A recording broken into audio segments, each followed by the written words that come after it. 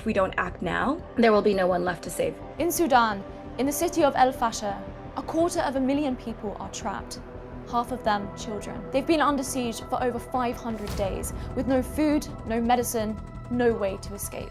Starvation and disease are everywhere.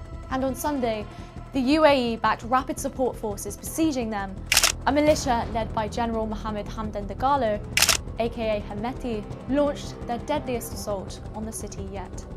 The global security and intelligence community has neglected the developments in Africa. They have excessively focused on the Middle East because that is where the Western interests are. That is where the Arab and the Muslim interests are.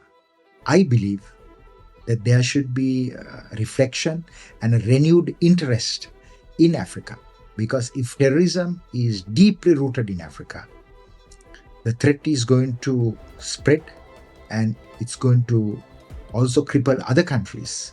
In the first phase, we saw Lebanese and Palestinian terrorism in the 60s and the 70s and the 80s, and it still continues. Then we saw terrorists from Pakistan and Bangladesh. Now we are seeing African terrorists. This will become a global trend, a global phenomenon.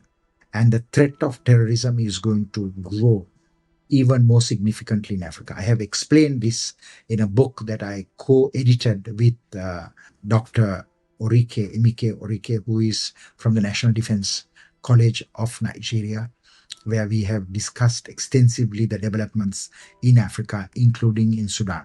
So it is high time for there to be a greater focus.